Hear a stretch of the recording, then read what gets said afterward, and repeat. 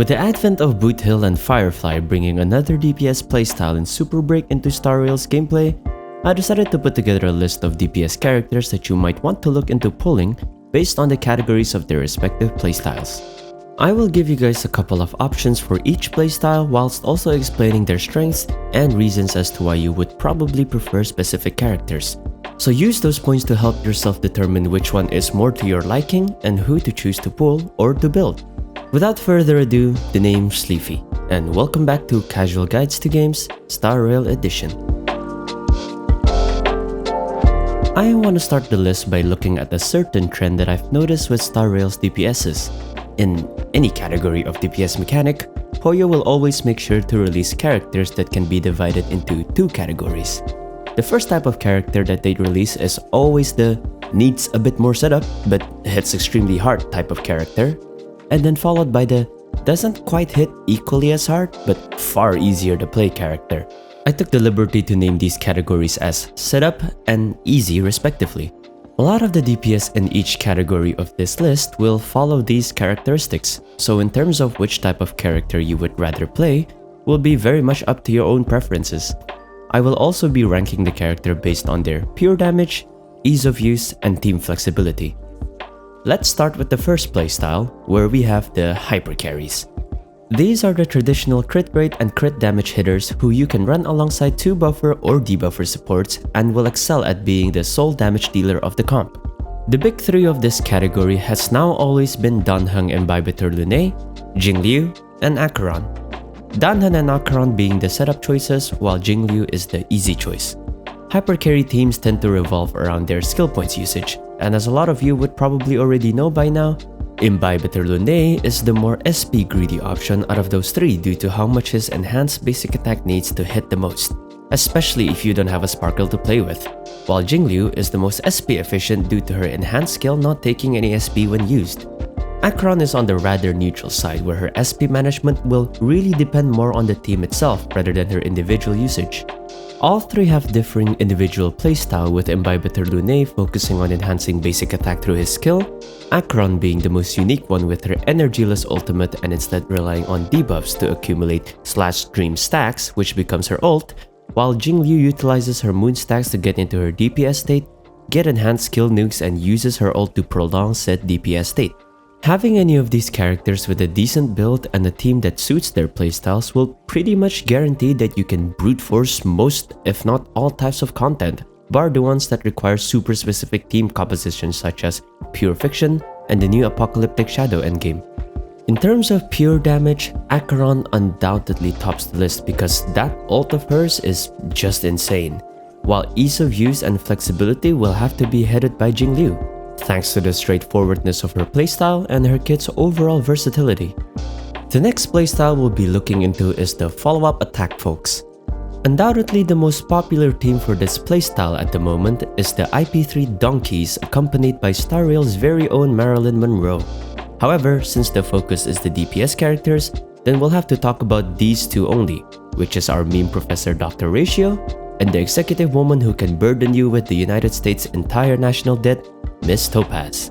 While both are great to use with one another, they also work well with other mainline follow-up attackers such as Jingyuan and Himeko, who are the more traditional options for earlier follow-up attack comps. His Majin the Great Lightning Lord can still pack a great punch. Himeko, on the other hand, saw a resurgence in use due to Pure Fiction and Apocalyptic Shadow, and is now a great enemy breaker with a side of pizza-cutting follow-up attack damage dealing.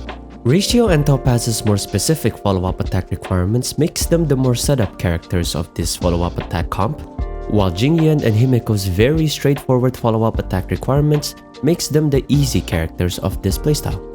Looking at pure damage, Ratio's Harvard-level chalk somehow hits harder than a lightning god and a literal orbital strike. In terms of ease of use, Himeko's very simple follow-up attack requirements make her the most straightforward unit to use amongst our choices. And in the case of team flexibility, Topaz's ability and traces that allows her to boost her own damage without any external requirements makes it very easy to slip her into any team without trouble.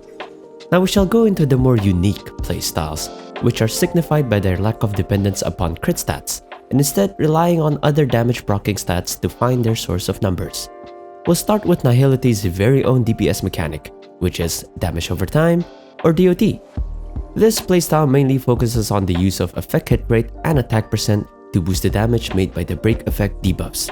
At the moment, there's really only two characters who can dish out main Nihility DPS damage. The first one being everyone's favorite Star Rail designated mommy figure, Kafka, and the second one being the memo keeper and professional seductress, Black Swan.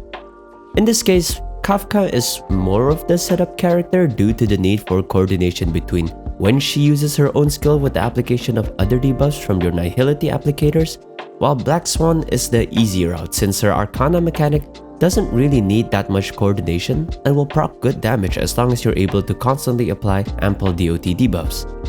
Just like the first two characters from their previous follow-up attacker playstyle, Kafka and Black Swan actually work incredibly well with one another, but they both can do just fine working as individual teams and being paired with other Nihility applicators such as Gunaifen or Sampo. When it comes to pure damage, these two can be quite equal depending on how optimal their teams are, but I would give Kafka the edge in this case because of how her AoE ultimate provide immediate damage compared to the more damage over time nature of Black Swan's ultimate and Epiphany applications. However, Black Swan edges Kafka out when it comes to their ease of use and flexibility with team comps, because even though Nihility is her main play, Black Swan's AoE defense shred skill makes for quite a handy debuffer if you ever need another pillar type of character in your teams. If you're interested in checking out a more in-depth guide on how to play DOT, check out this dedicated video I made on Nihility's playstyle that I'll have linked on the top right of the video. The last and newest addition to Star Rail's DPS playstyle is the aforementioned Super Break mechanic. The bottom line of how Super Break works is rather simple. Breaking your enemies and attacking them in their broken state like you are their high school bullies equal to big emotional damage, while attacking them with no break equal to small PP damage. They also don't scale with crit stats and instead utilize break effect, attack percent, and shredding the opponent's defense. Couple that with the amount of resistance penetration buffs that the two available Super Break DPSs and supports have. Considering the fact that a lot of the new endgame content revolves around this Super Break mechanic, this makes it an extremely popular choice of playstyles to pull for current players. Just like DOT, the options are still rather short when it comes to this new playstyle, but even this mechanic already features the same setup and easy DPS types. Our resident Texan Michael Jackson, Boothill, is by far the harder setup choice to play as he needs a lot more setup even at just an individual level, considering the coordination you have to do between stacking his pocket trickshot stacks, when to use your support buffs especially Super Break enabling skills, and when it is time to actually use his ultimate. But he does absolutely hit like a truck. The other easy DPS option is everyone's favorite adorable machine of mass destruction, Firefly.